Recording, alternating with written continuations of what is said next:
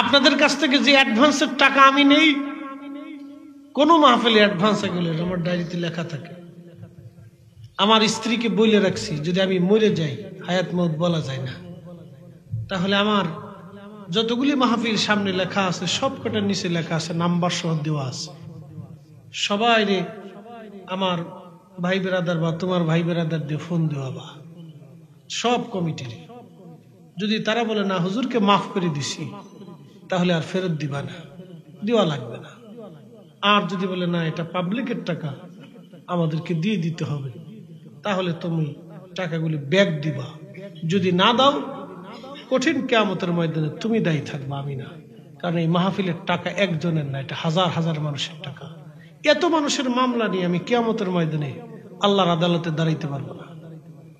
তোমার সুখের জন্য আর আমার সন্তানের জন্য এই সমস্ত হারাম খাবার খাওয়াইয়া আমি কবরে চলে যাব, আর আমার সন্তানরা হারাম খেয়ে আনন্দ করবে, এত বড় কঠিন বোঝা মাথায় নেওয়ার মতো এই দুঃসাহস আমি করতে পারি না। বুঝিয়ে দিয়েছি কে কত টাকা পাবে, আমি কার কাছে কত টাকা পাবো, সব হিসাব পরিসংখ্যান আমার স্ত্রীকে বোঝানো হয়েছে। আমি আমার ডায়েরিতে সুন্দর করে লিখে রাখি। বুঝতে পারছেন? আমার মাদ্রাসার কে কত টাকা দান করছে, কত টাকা মাদ্রাসার জন্য আমি আমার ঘরের মধ্যে রেখে দিছি, মাদ্রাসার ফান্ড আমার স্ত্রীকে লেখা বলা আছে, যদি আমি মরার সাথে সাথে মাদ্রাসায় দিয়ে দেওয়া ফেরত। যদি না দাও তাহলে তুমি দায়ী থাকবা কিয়ামতের ময়দানে। এই টাকা নিয়ে আমি আল্লাহর আদালতে দাঁড়াবো। একবারে সুন্দর করে বুঝিয়ে দিয়ে রাখছি, কারণ আমার স্ত্রী ছাড়া তার কেউ নাই। একবারে সুন্দর করে বুঝাই দিয়ে রাখছি, আমার বড় ভাইকেও জানাই দিয়ে রাখছি। এত মামলা নিয়ে কিয়ামতের ময়দানে দাঁড়ানোর মতো দুঃসাহস ফরিদ সাহেবের নাই। যারা রডের বদলে বাঁশ দেয়, কঠিন মামলা আল্লাহর আদালতে দাঁড়ানো, কঠিন মামলা হবে সেই দিন। যেই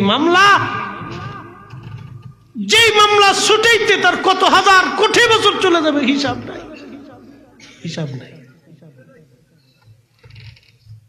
এজন্য খেয়াল করবেন, এগুলি আল্লাহর দপ্তরের আদালত, আল্লাহর দপ্তরের মানুষের জন্য আমানত। এই নামাজ পড়েন নেই, আল্লাহর কাছে সেজদা বসেন, আল্লাহ ভুল হইছে মাফ করে দিব, কিন্তু মানুষের হক মেরে দিয়ে যদি কবরে চলে যান, তাহলে আল্লাহ মাফ করতো না। মহা বিপদ এটা। এই জন্য এই বিষয়গুলোর উপর আপনার খেয়াল রাখবেন। অন্ধের কথাটা বলে শেষ করে দিচ্ছি।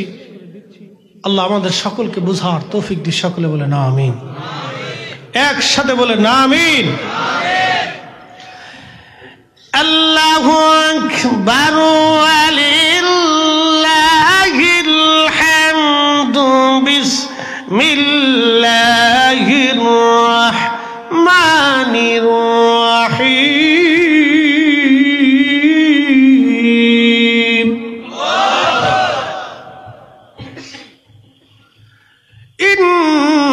ইন্নাল্লাহা ইয়া'মুরু বিল আদলি ওয়াল ইহসান।